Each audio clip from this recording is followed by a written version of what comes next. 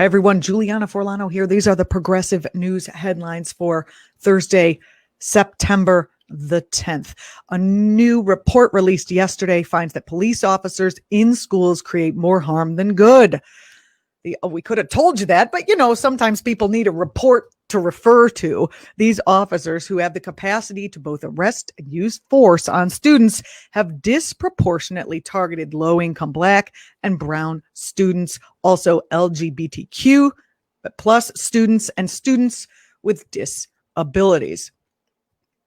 The report offers recommendations about how to promote safety and well-being in schools that don't involve the use of law enforcement officers. It provides comparative costs associated with shifting funding away from harmful policing towards evidence-based harm reduction, including social and emotional supports and restorative justice practices. You can find out more about removing cops from schools at ips.dc.org, ips-dc.org. And one of the whole Black Lives Matter, all the protests we're seeing is to defund some of the police and take and redirect some of the money that's used for policing into harm-based reduction services, evidence-based harm reduction services and social emotional supports in the schools, just like this group is calling for. So you can go on ahead and get involved in that. Over to my old hometown, Portland, Oregon has become the first city to ban facial recognition technology yesterday in a historic move that privacy advocates say must be replicated nationwide. The city council unanimously approved a sweeping ban on the use of facial recognition surveillance by public agencies as well as private businesses. I do want to say that the city council, it's a great thing that when cities have a city council, because those people are far closer to the actual people that live in their districts and they're more accountable.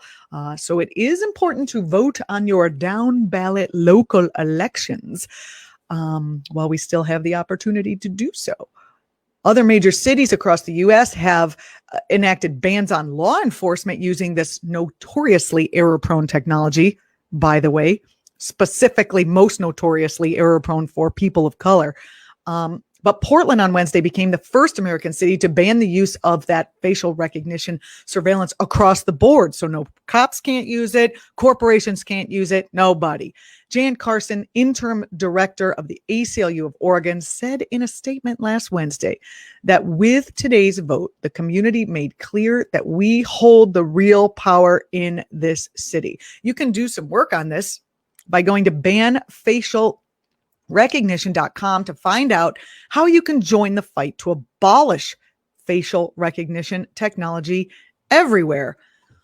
Okay, I got this next story. I'm going to give you a trigger warning for every single human being because we need to get on this, and there's some ugliness coming up in my B-roll footage. 300 local, state, and national advocacy organizations are urging Congress to pass the Farm System Reform Act, which would halt the establishment of new factory farm operations and prohibit the expansion of existing ones. I hate to even show you this video. I hate talking about factory farming because it breaks my heart. It's horrendous. Being a vegan and a vegetarian can help slow that down.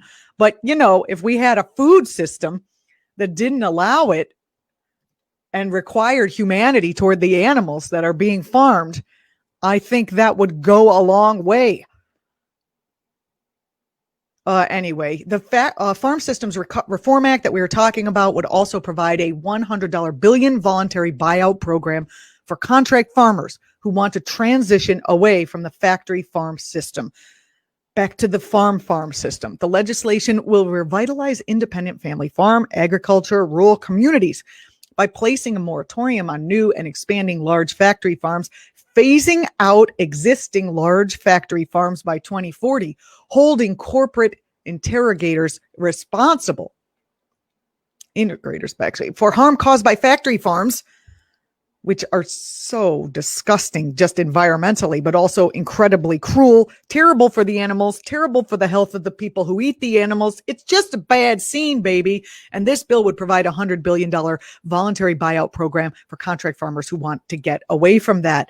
You can find out how you can support local farms at foodandwaterwatch.org, foodandwaterwatch.org, always doing very important work. And, California's burning down. We've got a lot of prescient emergent problems. There's a few storms brewing in the Gulf, but we can't forget that a little bit of time spent on all these issues. There's a lot of issues in the background people are still working on, which I find heartening, even though I found that video to be incredibly disturbing. Ballots with ranked choice voting, by the way, are being printed up in Maine for use on November 3rd. Isn't that exciting? This could have an outsized impact on who becomes president. On Tuesday, the Maine Supreme Judicial Court blocked the GOP's veto of a law that allows ranked choice voting in presidential contests. In ranked choice voting, if no candidate gets a majority, the second choice votes of the lowest ranked candidate parties, gets redistributed. This avoids runoff elections, lets people vote for third-party candidates without worrying it'll end up benefiting the candidate they oppose. Maine's 2nd congressional district went for Trump in 2016 when there were 6 third-party candidates and no ranked choice voting. So that's a little bit of good news for the Democrats or for democracy. Am I right? I wonder what that means for Susan Collins. I think it's time that we get rid of her because she's very disappointing as a person and a senator and maybe needs to retire. The human rights group Amnesty International is urging Americans to contact their senator and tell them to address the human rights crisis that is gun violence in the U.S. According to Amnesty International, gun violence prevention programs have been proven effective in decreasing gun violence, and sustained funding for those programs can help achieve long-lasting reductions in firearm violence. Unfortunately, communities have faced significant challenges in maintaining these programs due to a lack of federal funding because Trump wants people shooting each other in the streets, apparently. Sometimes, by the way, leading to a reversal of the program's hard-fought gains. Now, tell your senators to break, the cycle of violence by supporting the Break the Cycle of Violence Act and increase funding for gun violence prevention programs. You can go to act.amnestyusa.org. I know I've given you a lot of homework, and these progressive news reports today was a lot of homework, a lot of people that you can call, but we've got a lot of work to do. And the fact that people are doing the work and organizing this for all of us is very, very heartening, especially given all the personal things that everyone's going through because we have a madman in the fucking Oval Office. I said fucking, so those of you down south can still watch this show and it's okay. I'm Julianna Forlano. Follow me on Twitter at Julianna Forlano. Follow ACT.tv across platforms. If you're watching on YouTube, please give me the thumbs up. That gets us, you know how YouTube works. It gets you going. And also subscribe to the channel. Thanks.